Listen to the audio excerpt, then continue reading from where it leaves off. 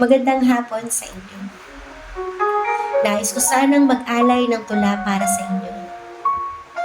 Tula para sa mga pag-ibig na nanlalamig na. Tula para sa mga nakaranas mag-ghost ng taong gusto nila.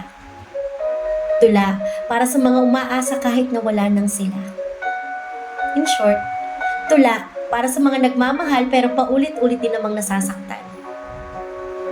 Aray ko, di ba? Marami na naman siguro makaka-relate sa tulang ito. Para mag-relax at alalahanin ang nakalipas. Naaalala niyo po ba nung una kayo magkakilala, araw-araw lagi magkasama na tila pagmamay-ari ang isa't isa? Tinatanong, kung nasan ka na ba? Takot na baka maagaw siya ng iba at kung di makita, overthink ng malala. Tama ako, di ba? Nasa pagising mo sa umaga kahit pipikit-pikit pa ang mga mata, paniguradong kukunin ng cellphone at check kung may message siya. Isang good morning at mahal na mahal kita. Saya ang dulot sa iyong umaga. At sa gabi naman, nakababad sa call hanggang magdamagan kahit minsan nga wala nang pinag-uusapan. Hanggang sa makatulog na lang na di namamalayan. Ganyan sa una. Punong-puno ng kilig at sweetness sa isa't isa. Pero, bakit yung nagtagal? Nagbabago na. Malimit na ang pag-aaway at pagdududa. Unti-unti na nakakalimutan ng mga salitang binitawan sa isa't isa. Mga katagang, hindi kita iiwan. Ikaw at ikaw lang. Pangako tayo lang dalawa.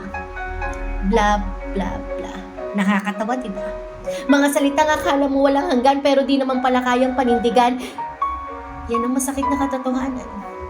May mga nagtatagal. At meron namang pansamantala lamang. Hanggang sa di mo na namalayan. Tuluyan na siyang lumisan at nagpaalam. Kahit pag gumawa ka ng paraan, wala nang comeback sa inyong pagmamahalan. Lalo na kung nauubos na, napagod na sa relasyong walang patutunguhan. Kahit magmukmuk ka pa, kung hindi ka na mahal, hindi ka na mahal. Lalo na kung ang taong hawak mo noon, pagmamay-ari na ng iba ngayon. Kaya gumising ka na sa iyong kahibangan, tama na ang mga luha sa mga taong hindi ka naman pinahalagahan.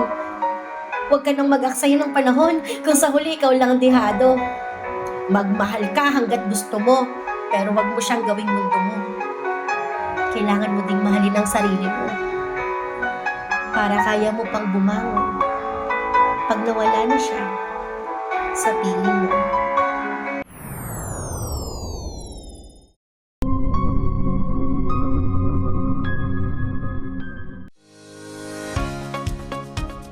I-announce ko na po muna yung mga nanalo sa video making.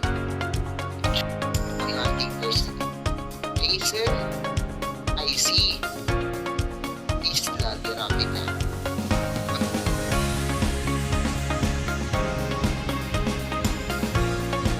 And our first runner-up, congratulations to Miss Ali John, our champion 2025. Miss Rafica from Isla de Rafica, the undefeated spoken word poetry queen of We Life, Miss Rafica.